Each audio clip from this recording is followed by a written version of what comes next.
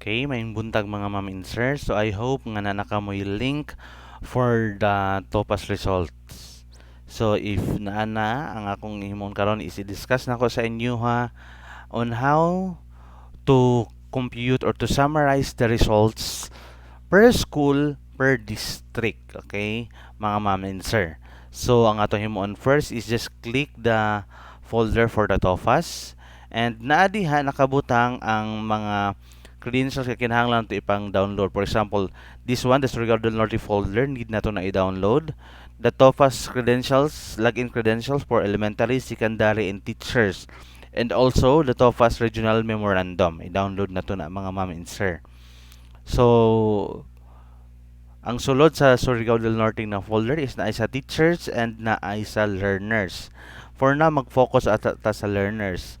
Ang importante nga file nga ma-download nato is by units and without units. Ang sa individual results pwede later na nato na i-download. Ini isang duha ang atong focusan kay diha man ta magkuha og atong i-input sa summary mga ma'am and sir. If na-download na nato, so ang atong himuon is i-open nato. Let's just say we have this one, the login credentials. Naka-input diri by the examining name of the students and ang school kung di sa siya nagikan. So ang atong himuon mga ma'am insert is once na download na nato ang Surigao del Norte nga folder, open ta sa learner nga folder, then anhi asa ta ninyo sa by units. Diri ata magsugod sa by units mga ma'am insert. Okay, kay naa diha ang atong unahon pag summarize. So we have this one. Okay, mao ni ang itsura sa by units na adiri tanan by category then by level.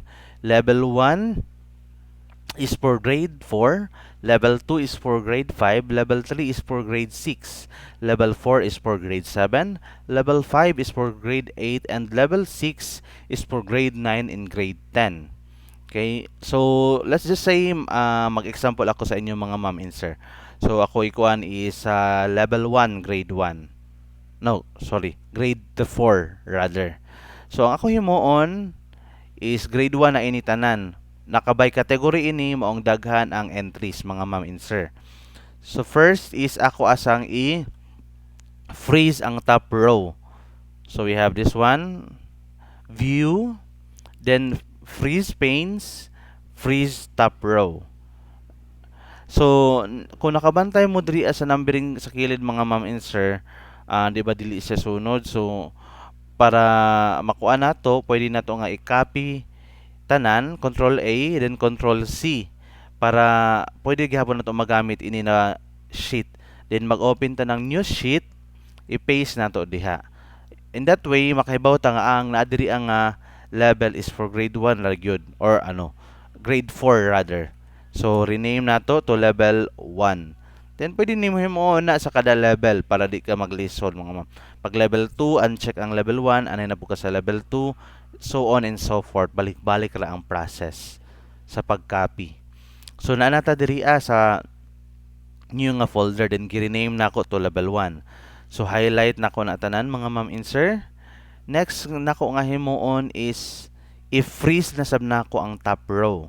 Again, anita sa view, then freeze panes, then top row. The next part will be anita sa insert, then insert table. Once i-click nato na, click OK ra. Automatic matransform ang ato data into table form. So, next natong himuon mga ma'am insert is i-identify nato kung asa dapit na belong ang ato school. And to do that, kinahanglan open nato ang login credentials. For this time, since level 1 man ang ako i-sample sa inyo ha, I will be opening the file for the elementary TOPAS login credentials mga ma'am and sir. So let's just say example ako sa level 1. Okay, level 1, and I will be focusing on this one sa Alegria Central Elementary School kay mo may pinakauna. And to do that, kinahanglan ako sa silang isort by examine name para ma-identify na ako. So, click na ako sa examine name, highlight all, anhi ko sa home. Then, proceed ko diri sa sort and filter. Once na-click na, anhita sa custom sort. Click that one. And then next column, sort by. Click the examine name. Then, okay dayon mga ma'am and sir. So, jari na. SDN 400,100. So, mao may sugod sa Alegria Central Elementary School. Okay. So, lantaw na ko unsa ang last nga examining name or examining number sa Alegria Central. So, we have this one. Mao ni ang last. So, ako himuon search na ko ni dito sa pikas nga Excel. Control F nako para then i-paste nako itong akong i-copy sa credentials. So, we have this one. Close. So, jari ra ang sa Alegria. The rest above, below is from other schools na. Ang himuon na to mga ma'am and sir next is i-delete na to ang iban nga wala labot sa to schools or from other schools. So to do that, highlight the data below sa last na to nga student examinee name. Then once nga na-highlight na, click Control, Shift, then arrow down. By doing so, ma-highlight tanan nga naa sa ubos para pwede nato ma-delete isa-isa. Or ma-automatic ma-delete nato tanan. Okay, delete table rows. O na-delete na tanan sa ubos. Na instances nga naay laptop nga delete siya maka kuanan Control Shift arrow down. So ang himuon manually gajud pag-highlight mga ma'am and sir. Sir, how about kung sa taas ang i-delete? So, same process na gihapon. I-highlight ang sa babaw. Control, Shift, arrow up. But this time, delete ta mo diretso og delete. Kaya ato pang i-unhighlight ang sa mga headings nato. To do that, click Control. Again. Highlight, Control, Shift, arrow up. Then, long press ang Control. I-click ang examiner name, organization name, class, level, category, title, percent correct, correct answer, and the total questions. Okay. Then, pwede na dayon nato i-delete. Delete rows. So, ingana ra bali mga ma'am and sir. Now, let's proceed with getting the summary. Sa last week, ako gi-discuss is on how to get the summary per category individually. In doing so, ang ako gihimo dito is nag-by category ako, nag-add ako ng kung pila ka category, mao po nga number of sheets ang ako gi-add. So example diri level 1, tulo man ka category, so tulo ka sheets ang ako gi-add. But this time, thank you for the input of Sir Aurelio from Malimon District. So naatay shortcut method nga gamiton. But if dili nimo gana nga shortcut, then we will going to use ang mano-mano nga pagkuha sa data. So to do that, first sulat nato ang category title. Then next column, write the decimals. Then next column will be the percent. Okay. So ang sa category title, ang atong himuon mga ma'am and sir is lantawon na to kung pila ka buok category ang naa sa ana nga level. For example, diri ana may tulo, so isulat i-copy paste nato ang tulo ka category. So diri ana ta mga ma'am and sir, for the formula, ang ato gamiton is equals average if. So we have this one, average if. Double click lang na.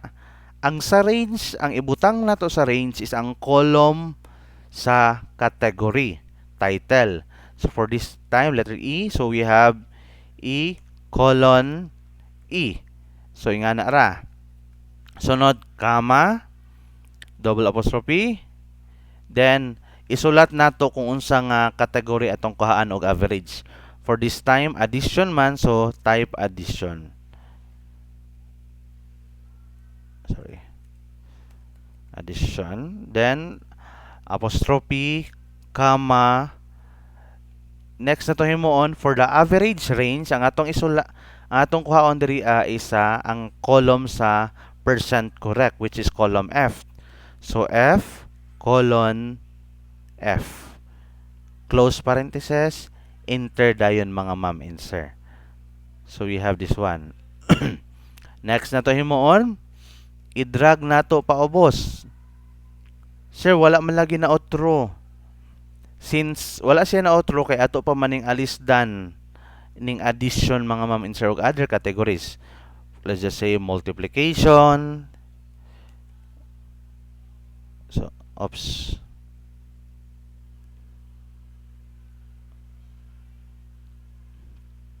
Sorry. Then, lastly is the subtraction. So, mo na ni ang average per category. Sir, asa man ni namo magamit kining average per category? Magamit nato ni mga ma'am and sir para makuha kung asa nga area naglisod ang ato mga bata. Asa pud nga area mo'y gisajunan na sila or mas dako-dako ang ila score.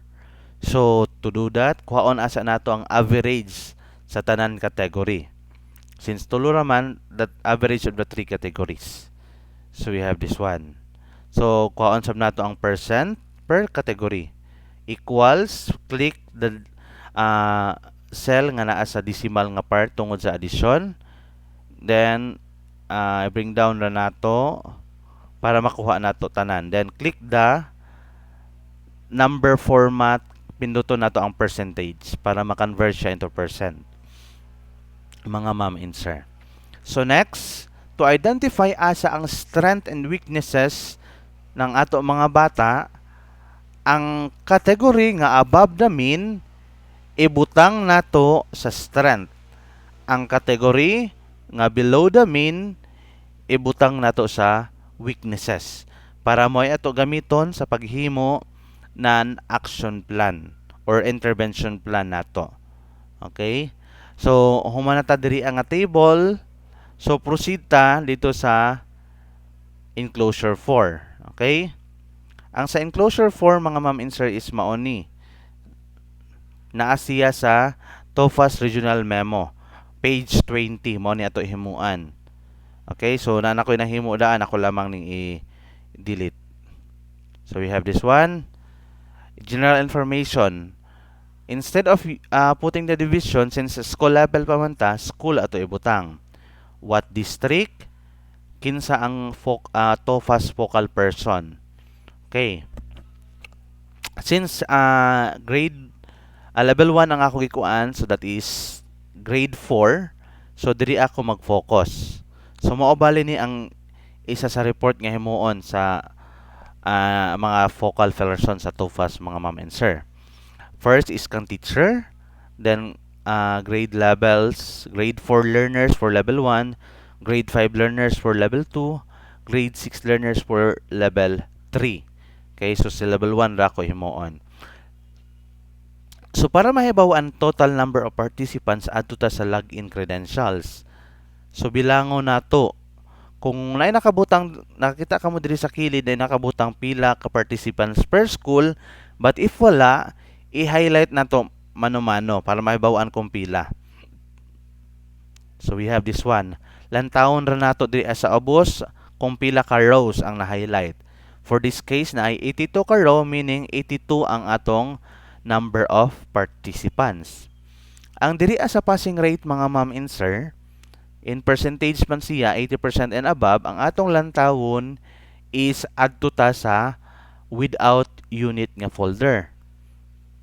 So pag ato nato sa without unit, pag open nato diha nga folder, mao ni ang mugawas. Okay. This one here. So ang atong himuon, same ra gihapon, lantaw ta asa dapit taman ang examining number, for example diri ang case Alegrias Central Elementary School, copy nako na or lantawon ra is the N 400,181. So hanapon ra nako. Kung nakabantay ka mo, di na ako makit-an. So mag-specify ko ani ko sa level 1 para dali ra nako makit-an. Then copy nako tanan. I will create a new sheet. Pag mag-copy ta mga ma'am, insert C to it, pag paste nato ang numbers diri sa kilid ho is sunod siya. Kaya og dili gani isunod pag copy paste nato, utruhon dapat gyud nato og copy paste kay naay na mali sa process. Okay, next. I-freeze na ko ang top row. Ani ko sa view, freeze pane, then freeze top row. Next nga step, ani ko sa insert table. Insert table. Pwede na sab nga dili na kamo mag insert table mga ma'am insert, but ginahimo lang nako para organize siya and at the same time dali ra nako ma-locate kung namang gani ko'y gusto nga identify kay pwede ra man ako i-click diri ma-change man ang mga data niya based kung unsa akong i-check. Okay? So next hanapon nako si 181. So jari. So below this row, ang below ani is ako na siyang i-delete since dili naman siya nabilong sa school sa Alegria Central Elementary School. So again, Control Shift arrow down. Right click, delete table rows. Nga na ra mga ma'am insert. Once nga na-delete na, ang nabilin ra kan is ang sa inyo school, next ninyo nga himuon is highlight tanan. Control A. Anhira lamang tanin niyo sa i-click lamang ang examine name para maura ang ma-highlight dili maapil ang sa pikas. Then sort nato. Sort custom sorta. Sort column sort by, click the perfect percent correct rather. Then sa order largest to smallest. Then click OK. So, dyan na mga ma'am insert. Next na to himuon, bilangon na to kung pila ka buok ang naka 80% and above. So, for Alegria Central Elementary School, na ay 46 ka buok. So, ang ato himuon, to get the data nga atong i-input diri since needed man nato in percent, so we have equals 46 divide by 82. So we have this one. I-percent nato, change nato ang number format to percent. So we have 56.10%. Mo na dayon na atong i-input diri sa third nga column. Now diri ata sa average score. Ang sa average score mga ma'am and sir is diri ata sa column F maglantaw or sa correct answer. To do that, kuhaon na nato ang ilahang average equals average. So click lang, double click si average. Then since naman ta sa column F, magsugod ta sa F2 colon. Then kung unsa ang pinakalas nga number sa kilid, mo ito ibutang F83. Close parenthesis, enter. So mao ni ang atong average sa correct answer or average score nato mga ma'am and sir. So we have that one. Sa common strength, diri anata. Ang common strength ang lantaw nato is kadtong sa summary ganina sa nay category. So ang category nga above the mean may ibutang sa common strength.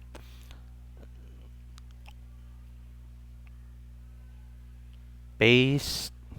Then ang category nga below the mean may atong ibutang sa weaknesses. Okay, paste.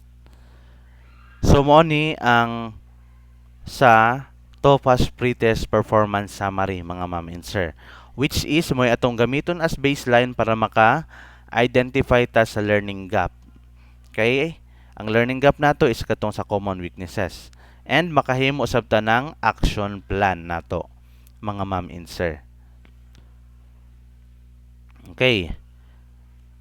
There are instances nga paggamit dili mo gana ini na step. So sulatan to average para di malibog. Kung dili gani mo gana mga ma'am and sir, diha na mo sulod ang katong pagmano-mano nato. Okay? To do that, from the general nga folder nato, kuha na to ang unsa to nga level. Okay, let's just say level 1. Okay? Then i-copy paste nato na. Before ta mag-categorize ani, hanapon sa nato ang ato school para dili na magbalik-balik ang trabaho para sa ako gi-discuss last time. So hanapon nato ang ato school, then i-delete ang dili sa atong school na bilong. So next nga step, ato naman ini school. So i-uncheck na ako, isa-isahon na ako siya pag-check. So jari na, i-copy na po na ako sila. So copy, Control C. Sa addition, Control V. Okay, again, freeze na ko ang top row. Then insert table. Okay. I-rename na ko ni nga sheet to addition. Next, change category and hiko sa multiplication. Okay, same ra gihapon. Highlight tanan. New sheet, paste. View, freeze top row, insert table. Okay. Then rename nato to multiplication. Next, ang last nga category, subtraction. Okay? Close, highlight all, copy, then Control V. View again, freeze top row, insert table, then okay. Then rename na sab nako, subtraction. So we have this one. So ang disadvantage diri is manumanuho na to pagkuha sa iyahang average. So we have equals. Next na to nga himuon is type average. Again, naman ta sa column F, so magsugod ta F2. Colon F. Unsa may last? F83. So close. Enter. So naka-percent siya mga ma'am insert, di ba? So ito himuon equals, click ang babaw, enter. Then from percentage, change nato to general number. So again diri so we have equals average F2 colon F83. Close. Enter. Okay. Next, for the multiplication, same process lagi hapon. Unahon na diri sa ubos pag equal. Ang ako i-click is ang sa babaw. Enter. Okay. So we have equals average F2 colon, kung nakabantay mo 82 man diri ang last, 82 sa bang ako ibutang, di na ako mag 83. So always gusto nato i-check on sa nga row ang last. Okay, then enter. Okay, kung atong i-check, we have this one. So ato sa ning i-all para makita. So for the addition, we have 86.24%. 86, ato laman dugangan 24%, correct. For the multiplication, we have 78.10%. Pag-check na to, 78.10. And sa subtraction, we have 69.67, which is also hindi lagi pariha. Kadali ra mga ma'am and sir.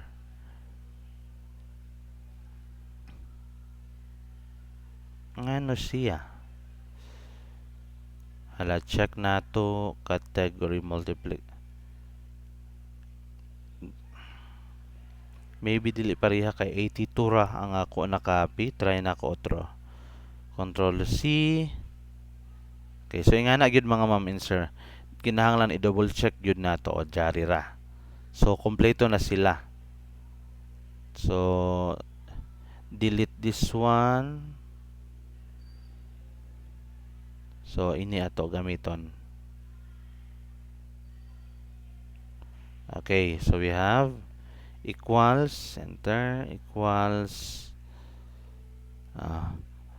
pwede ra again, pwede ra ta mo diretso na dili na ta mo agi atong pag-freeze sa top row, paghimo og table, but for me ginahimo lamang nako siya para organize ang ako data. So F83, close, enter.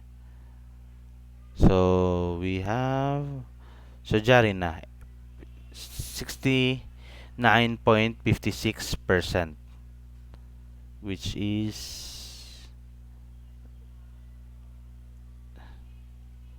same sa ato Okay?